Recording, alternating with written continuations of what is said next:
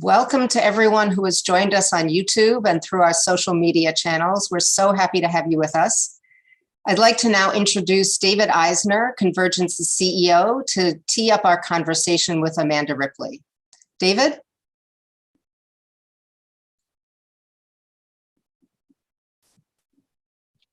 Thank you so much, Amanda, and thanks to everyone for joining us, and a special thanks to Amanda Ripley for making time to do this. We are thrilled to have Amanda, who's an investigative journalist and best-selling author, and she's a New York Times investigative journalist. She's also host of the Slate podcast, How To. Her work has appeared in the New York Times, the Washington Post, the Wall Street Journal, Slate, Politico, the Guardian, the Harvard Business Review, and the list goes on. Broadcast-wise, she's appeared on ABC, NBC, CBS, CNN, Fox News, NPR, and that list goes on. Recently, Amanda's been in the national spotlight with her latest book, High Conflict: Why We Get Trapped and How We Get Out. The New York Times Review called it an insightful and enthralling new book. Amanda, welcome. It's good to be here, David. Thanks for having me. Thank you.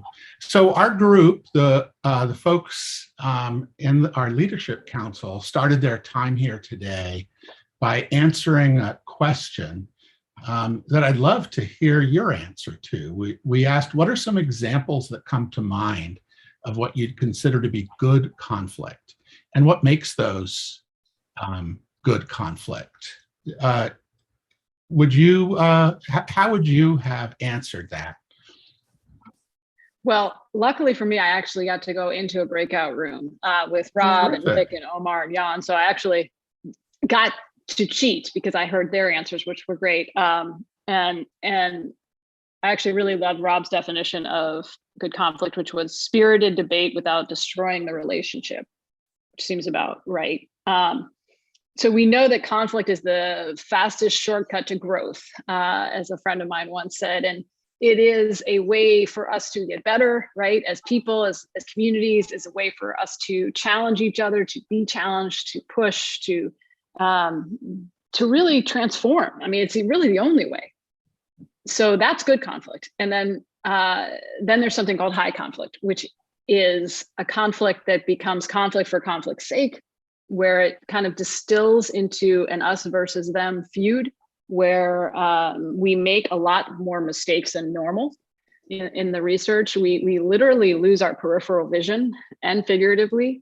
So we miss really big opportunities and make tragic mistakes about ourselves, the problem, and the other side. And we keep seeing this play out. So I won't belabor the point, but it's basically conflict for conflict's sake. And whereas good conflict, you don't know where it's going. So high conflict, there's a feeling and a reality of being stuck on rotation, right? It's like that movie Groundhog's Day, and just keeps playing over and over. And is the government gonna shut down or not? Oh my God, are we really still having this conversation?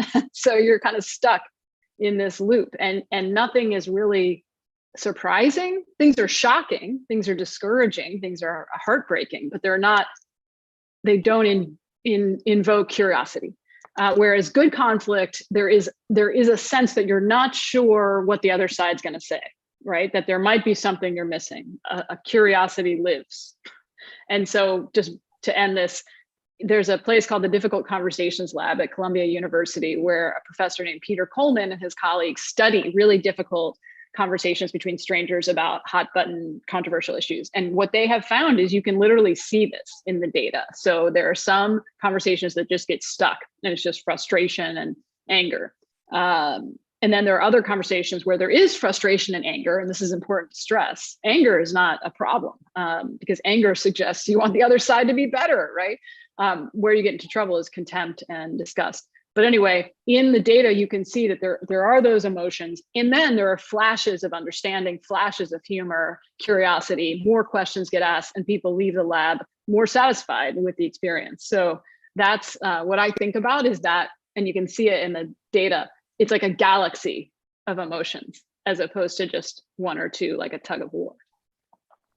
That makes a lot of sense.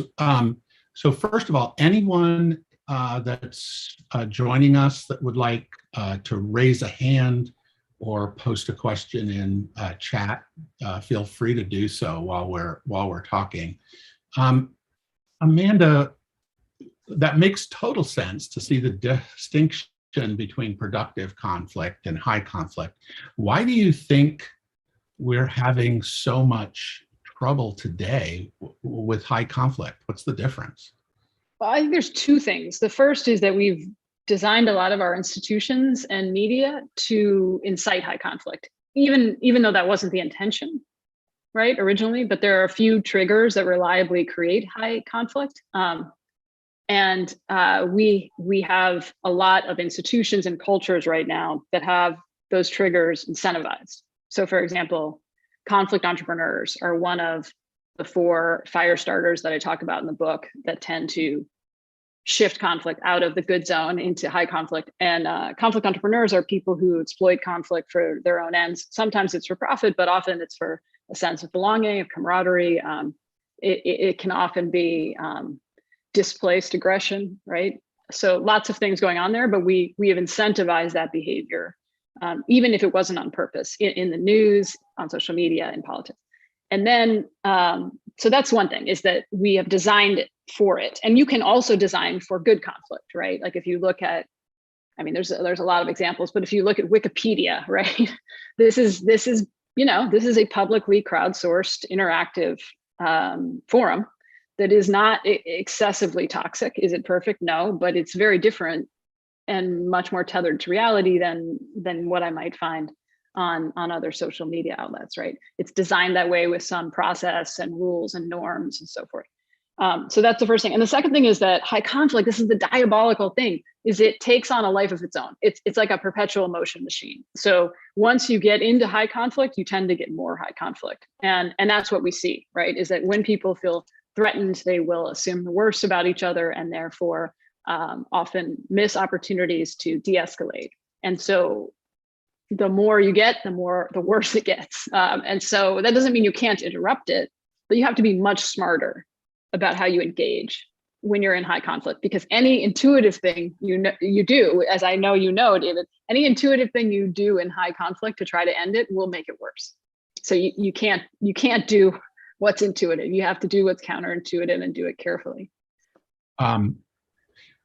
One of the ways that I sometimes talk about, and then I've seen some of the literature talk about that challenge that when you do something intuitive, it works against you, is because our perceptions are so distorted that they influence our instincts. Do you subscribe to that idea that sort of what makes our instincts wrong is that there's a lot of distortion in our perceptions when we're in high conflict? Yeah, I think that's right. And also a lot of our wiring is not really suited to the kind of information environment we live in, right? So when we split into 2 groups, humans will tend to create an us versus them. I mean, you see this, I remember coaching my kids' soccer team. They're like 8 years old. And I remember feeling such a desire for them to beat the other team. And I'm like, what? Who cares? Like, this could not be lower stakes. But you can feel it, right? There's a real impulse to do this. And of course, a ton of research on how you divide humans into arbitrary groups. Even if you just make it up, they will start favoring people in their group.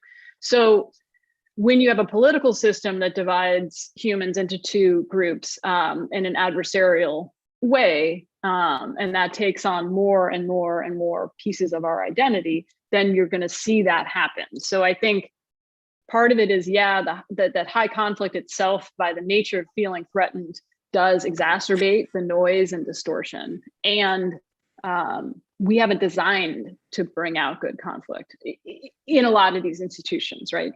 You have designed it in some of your encounters, right? It can be done. It's not impossible, but you have to design for it.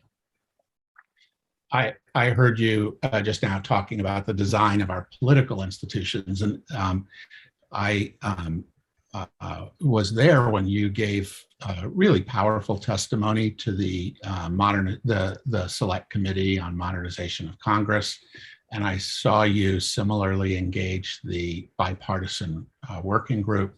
It was pretty stunning to see how much the members universally embraced this idea of the challenge not being conflict, but the challenge really being high conflict.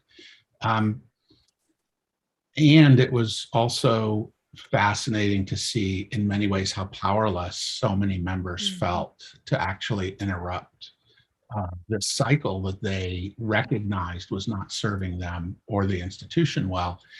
When you see Congress, do you imagine that the challenge in America, it comes more from the political world to the public, or from the public perception to the political world, which is reflecting, or is it that everybody's drinking from the same water and so feeling the same thing? Yeah, I'm curious to hear what you think, and other people on the call. I mean, I think the standard line is that it started up from the top, right? That this kind of behavior and polarization and that was modeled by Congress and the media and pundits and cable news. And then it kind of trickled down and has now spread.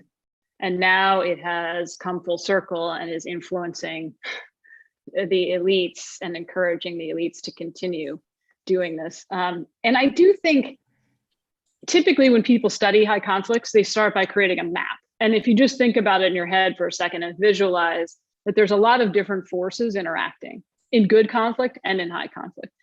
So it's a very interactive equation, like a chemical equation, right?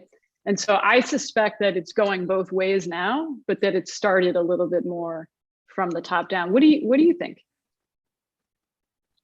I sense that they're all true. I think you're right. It's going in both directions. And right now, I think we're all drinking from the same well. But I think that your speculation that it probably originated more from the political world is right. And I have a sense that the solution is likely to come more from the public than from the political world. Yeah, you know, we had a really good, yeah. We had a really good question in the chat. I hope I'm getting this name right. Rihan asked, what's a good example of a non-intuitive approach? You talked about non-intuitive answers to high conflict. What's an example from your perspective of a non-intuitive solution to high conflict?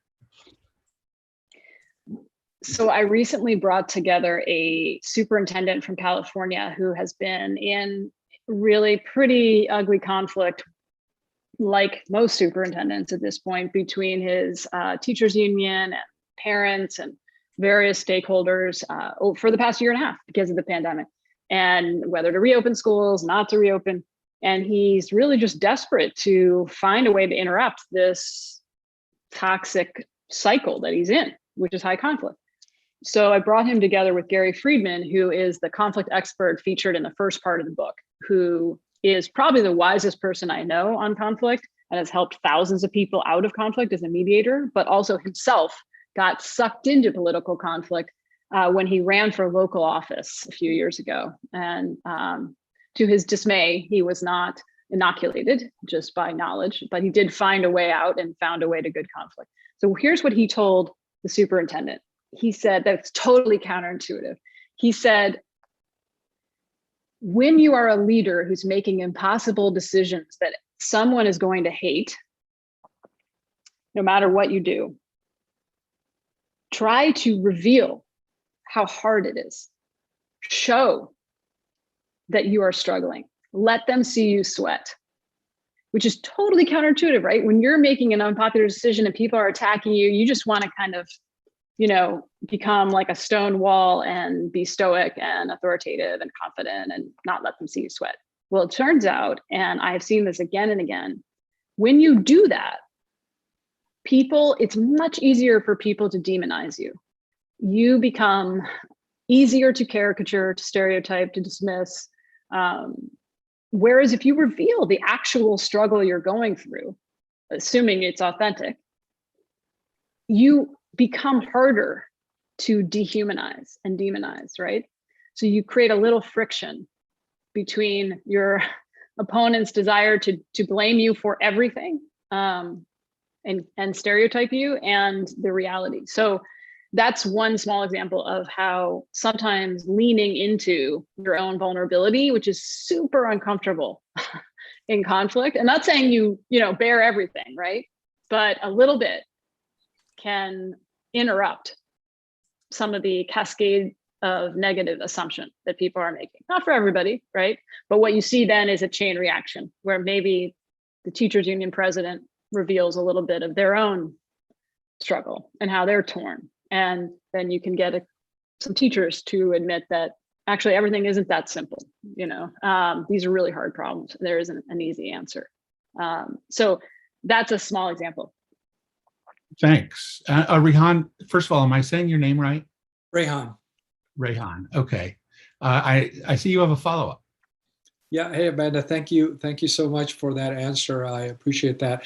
If I could make sure I understand where you might be coming from, are we talking about perhaps just the aspect of vulnerability on the other side, just being able to be vulnerable in that face of pushback that you're getting and being able to say, I get where you're coming from, and not making the but after that, but more so, I get it. I think I get it. Let me explain to you how I get it. Being vulnerable and just allowing for that moment where they don't feel like you're putting up the wall or they have to fight you. Now it's like their arms are down and they can't fight you now. Perhaps then you move from. Is that sort of like the opening of that? Yeah. I think it's like vulnerability plus. That's a good description. And I think what the plus is if you're doing it right, if you're revealing that this is hard, you are doing what you said, Rehan. You're showing people you've heard them.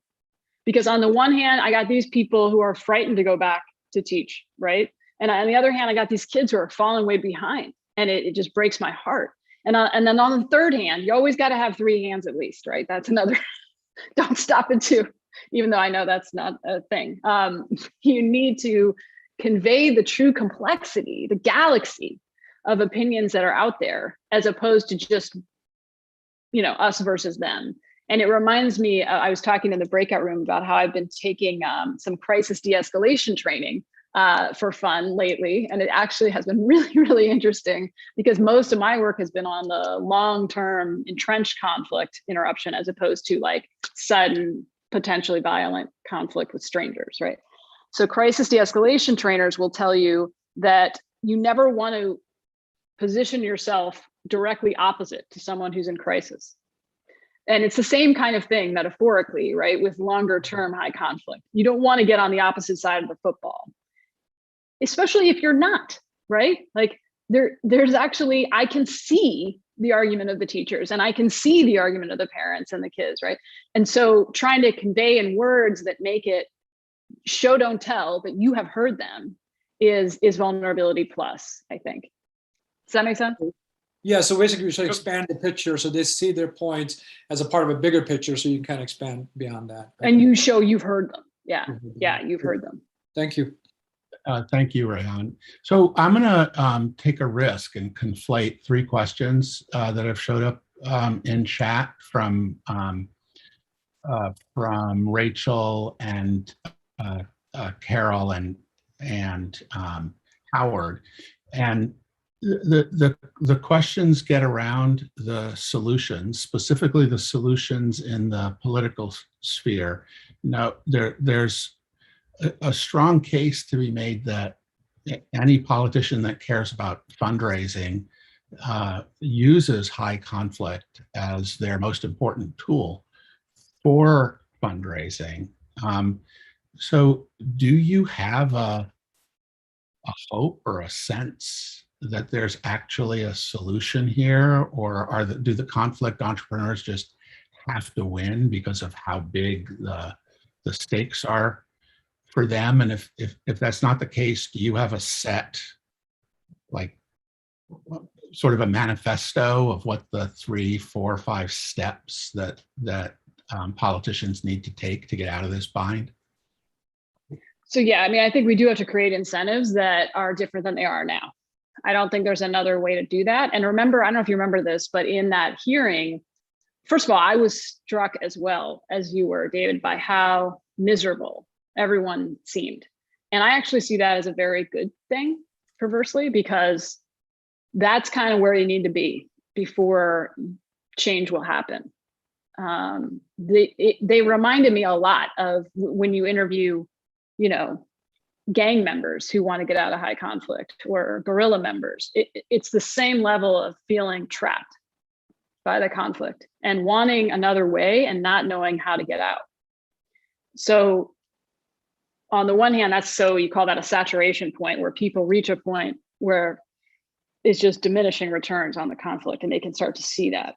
But often people reach that point and the conflict continues. So that's where it's really the people just outside of the fray who become very, very important, right? People who can help shift the incentives. People like my fellow journalists who could shine a spotlight on other behavior, right? And not amplify conflict entrepreneurs exclusively, right? In that hearing, Congressman Cleaver mentioned how they get ranked on everything they do in Congress, right? Whether they vote this way or that way by the NRA or by labor laws, but nobody ranks them on decency. Just, are you a decent person, even as you disagree with people? And he said something heartbreaking. He said, I can therefore only conclude that it doesn't matter. So I took that as a dare. And I was like, okay, what if we ranked members of Congress on decency? Could we use these same tools that have been used to such pernicious effect, AI, Twitter, Facebook, journalistic rankings, and flip them, right? Like, could we create a way to shine a spotlight on the people who are behaving decently? So I've been working on this with some folks who understand big data a lot better than I do. And as you might imagine, there's like a million reasons not to do it, because defining decency is challenging, and you're always going to get it wrong, and doing it with machines is harder. And but I still think we ought to try, right? Because this is how you shift incentives in our own little tiny way. And this is what you're doing too, right? And there's a million, it has to happen a million different ways. But I really do believe there's a huge latent demand in the public for something else. So I am 100% convinced that the exhausted majority of Americans are craving something different when it comes to conflict in politics, in social media, in the news. They may be contributing to it, they may be clicking on it, but if I drive by a car accident, I'm going to look at it. It doesn't mean I like it. You know what I mean? So we have to create other incentives and other options for people. When you go to vote, maybe you want to vote for someone who ranks high on a decency index, right? To me, that's actually more important to me than whether the person's bipartisan. So trying to kind of surface these other dimensions. That makes a lot of sense. So first of all, I want to note for folks that the book, High Conflict, is the link to it on Amazon is listed in the chat. And I say that, Amanda, because I want to make sure you're comfortable with this. We're now spoiling the book by talking about the solutions that you name in it. What other kinds of solutions do you see available for dealing with this in the public realm, for the fact that so many people, for example, think that the people that are different from them or have different perspectives must hate them, be their enemies, and the way that gets in the way of coming together to solve problems. Do you see,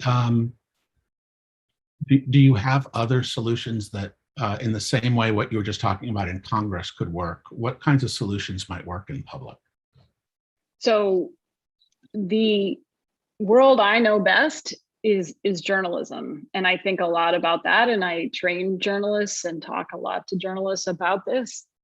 I actually see the most hopeful, exciting innovations happening at the local level, which isn't a bad thing. I mean, because they are still vaguely trusted, and the national news media is not by much of the country. So that's where I see very cool things happening. I see, I did a piece for The Atlantic like 6 months ago about Scripps, which owns a bunch of local TV news networks, trying to really experiment with changing how they cover conflict, changing how they cover the other, changing how they cover crime and threats, right? Not covering them, but covering them differently. So just to give a quick example, there's a station in Denver that has started this franchise called 360.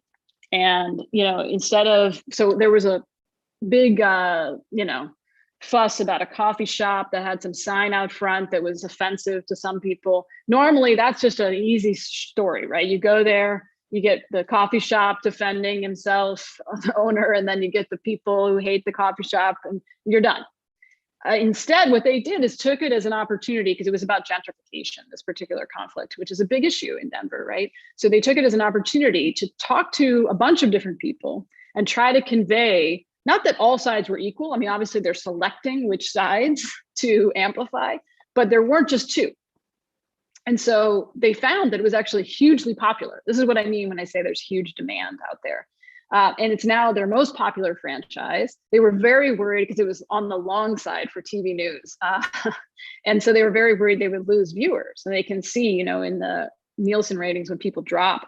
And the general manager told me she was just watching, holding her breath, looking at the stats, and people did not drop. They watched that whole thing, right? And then at the end, the anchor said, we realize that this is complicated and there's probably points of view we didn't include. So reach out to us, let us know.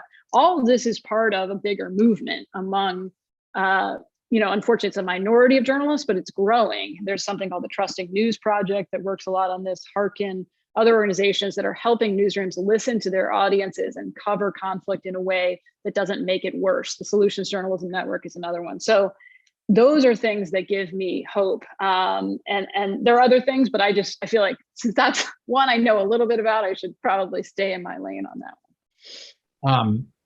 There have been a few questions about and support for the idea of training, and in particular, Laura May is questioning whether, from your perspective, in addition to helping people figure out how to get out of high conflict themselves, is it simple to train people to be able to manage this and help others get out of conflict? Is a part of the solution to enable a higher percentage of our population and our leaders to actually be interventionist as opposed to just fixing their own engagement? Oh my God, yes, emphatically, right? I mean, we are just not skilled in conflict. We are really not. And there's no reason we should be, especially the kind of conflict we're dealing with, which is often in situations where we have no relationship because we're politically segregated or racially segregated or what have you, or we're dealing with virtual interactions. So the things that I have learned, I wish I had learned, in kindergarten, but the things I have learned from mediation training and de-escalation training serve me every single day. Just I call it looping in the book. That's what I learned from Gary Friedman. There's a million kinds of active listening techniques, but the kinds of not like woo-woo listening, but like really advanced listening that proves you've heard what the other person says, even as you disagree. Just, by the way, just intellectually and emotionally quite challenging, at least for me.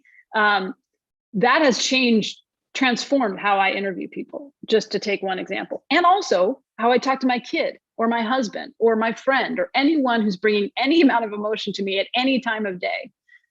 It is like mind-blowing to me that this is not taught to journalists or everyone for that matter. So we've now, my colleague who worked with the Solution Journalism Network, she trained almost 1,000 journalists in this technique, right, in the past couple of years. So and they, what's funny, just very quickly, they all resist it, as did I, right, at first. And I'm sure politicians would resist it too, because we think we know how to listen. I mean, we've interviewed a lot of people and it's part of our identity. And then we try it, and it takes about 10 minutes for people to realize they're really not good at it. And then something really cool happens, which is they feel what it's like to be listened to, looped, or, in other words, they feel what it's like to really be heard by someone else. And then it clicks, right? And then within an hour, they've all gotten much better. The same is true with researchers who've done this in business schools. They find there's initial a little hurdle to overcome, and then people get much better and get very truly excited about it. I mean, already at in newsrooms all over the country, where it was just the sound of all these people in pairs listening to each other and trying to show they heard and checking if they got it right was it's just one of the best soundtracks I've ever heard, because it shows you that even really cynical people who are kind of resistant can really delight in good conflict if they're given a little help, just a little. That's so interesting. And I find so encouraging this idea that you can turn the corner in terms of people feeling like they want to know more and that they've got a challenge within 10 minutes, because that's the kind of thing that becomes scalable. Then you can actually develop that. I'd love for somebody on the call that actually manages, maybe if Jillian's on or Mariah, I'd love to hear whether your experiences doing Convergence does very intense, in-depth discussions, and that we deliberately make that take longer. But for folks that do fast, short community dialogues across difference, I'd love to know if you also feel like you turn the corner in such a short period of time. Just raise your hand if you're willing to. Okay, Jillian, yeah. Yeah, that tracks exactly with our experience. We have a couple of deliberative programs. One that you might be familiar with is the Citizen Panel initiative that we do in partnership with the University of Maryland. Betsy Hawkins, I think, alluded to it in the chat earlier. And we have people from across the political spectrum who come into a room or a Zoom room with their member of Congress, who they may or may not agree with. And the foundation of the entire conversation is we already know going into this that you guys all agree with each other a lot more than you think you do, and that everyone assumes you do. And it's such a disarming frame for the conversation that people go to these things and they want to get along. They want to have a nice time. They'd like to have a nice conversation. It feels really good to get there. And to Amanda's excellent point, we find that it really doesn't take too long. People are more wired, I think, to have a nice interaction than they are to engage in high conflict when you remove all of those other stimuli. And what about the specific point that they realize within 10 minutes that they don't know how to do this core listening? Do you see that happen as well, that people are able to acknowledge that deficiency and seek to amend it? I would love to actually, I'm going to add that as a question to our post-event surveys, because I'd really love to get actual data on it. But yes, I think so. And the evidence I would use to support that hypothesis is that people do a lot more listening than I am used to seeing. So if you've ever been to a town hall meeting, it is not a place where people go to listen. And the fact that people do sit for 30 or 40 minutes listening to information, listening to data about how they agree on a bunch of issues before they ask excellent questions suggests to me that they are thinking. Thanks, Jillian. Amanda, we got a great question from Simon asking, back to your journalism focus, what about advertisers and sponsors? Is there a way to, they're clearly now supporting high conflict because conflict brings more viewers means better ad dollars. how might this theory of non-intuitive ways of interruption, how might that play out as it relates to advertisers and sponsors? Yeah, this is an important question, and it reminds me of the question about members of Congress being conflict entrepreneurs and raising money around it, right? So some of this requires regulation. Let's just call a thing. And the attention economies that we've got going require more regulation than they have. I will say, for journalism, there have been many stories. When I was on staff at Time Magazine, there were stories that we just did not run. And we didn't, that wasn't a decision we made because we wanted to be nice.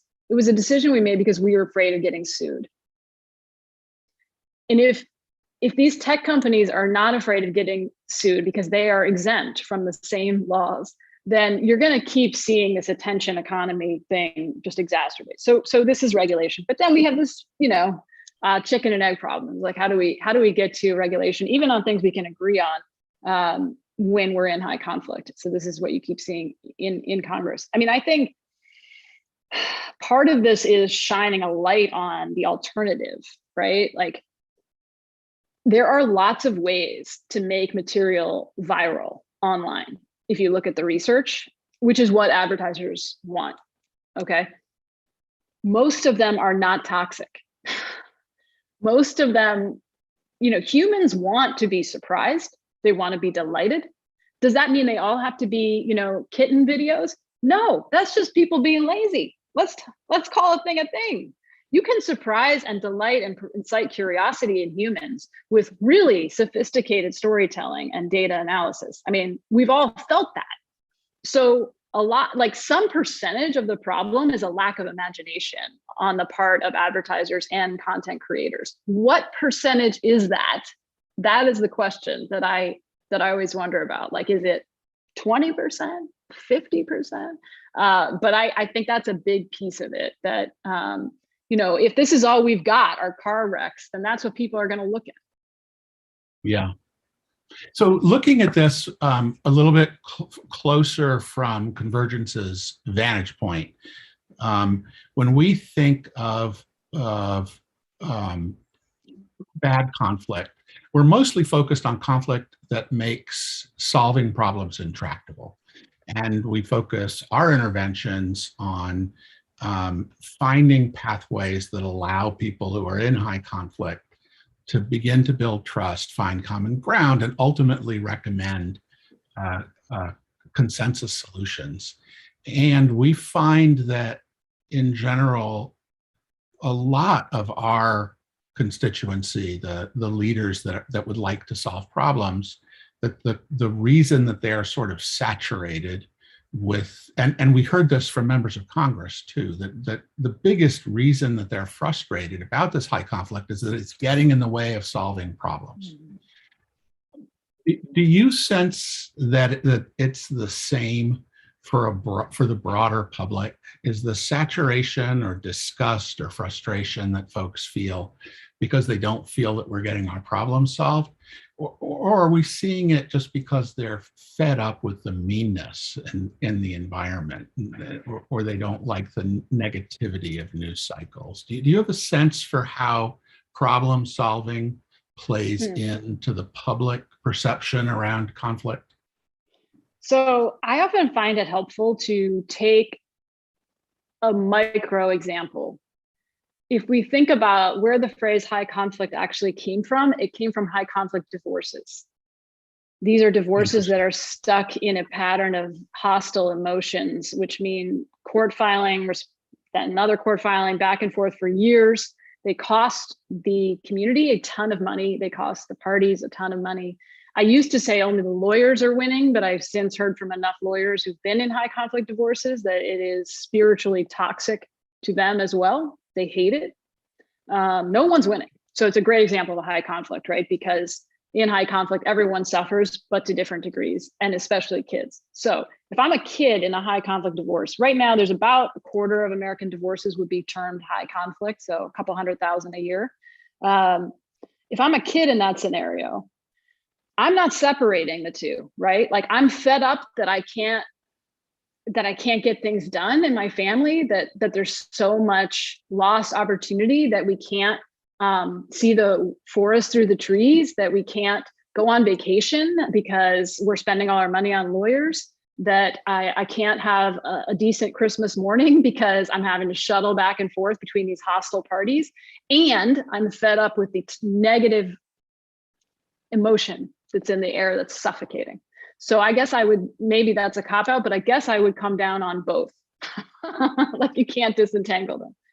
What do you think? I sense that problem solving is perceived by the public as something that we're bad at, in addition to civility and collaboration being something that we're bad at. And I'm not sure in public that the two are as equated as we or leaders might think they are. Interesting. So you feel like the public's frustration with the inability to problem solve is maybe a separate bucket of problems, right? From the, and that has to do with distrust and the feeling that the system's rigged and other things that are. Right. Although I do think the public understands that partisanship gets in the way of problem solving. Yeah. So, if you were to give, I'll take advantage of asking for free advice. If you looked at Convergence and you thought about our potential role in supporting the more of a transition to productive conflict for the purpose of solving problems, do you see things that we could or should be doing, or could or should be doing better than we are? I mean, I don't pretend to have good visibility into what you're not doing or doing. I mean, I have a little bit of a sense of what you're doing, and I feel like I only wish more people knew about it. But maybe that's my bias as a reporter. But part of what we're up against is people don't think there is another way. But most people on this call, I think, have seen what good conflict looks like. And I have seen it. And when you see it, it's almost addictive. Like, when you experience it, you actually want more. And that is totally counterintuitive, right? And people have no way to know that because they haven't seen it. So the more we can, I think, share what that looks like, whether it's with members of Congress doing active listening training, which, by the way, I would pay good money to watch, or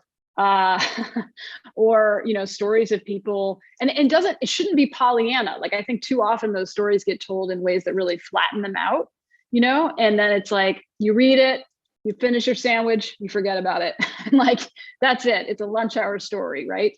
But if you reveal the complexity, the things that are not being said, the struggles people have before they got into the room and when they left, then you can tell a story that's really quite compelling, and there is conflict in the story, but just not the conflict you might expect. Amanda, we could go on for a really long time. We're going to wrap, but I think your last point is a really interesting one around storytelling. And I hope as we go into our telling of the story around guns and suicide, that convergence dialogue, it'll be interesting to see how that feels as a way of being compelling around this change from high conflict to productive conflict. Amanda, you can pick it up from here. I will. Thank you, David. And thank you, Amanda. That was such a thought-provoking conversation and frankly offering us hope, which I really appreciate, Amanda. Thank you to all who asked questions and for a very rich conversation and shared resources in the chat. We'll share the resources that people suggested by email as follow-up. And to those who joined us on YouTube, thank you for being with us. Please stay connected through our socials and our newsletter, and we hope to see you at future Convergence events. For those who are with us on Zoom for the Leadership Council meeting, we're going to take a very short break now and reconvene at 5 minutes after the hour. Thank you.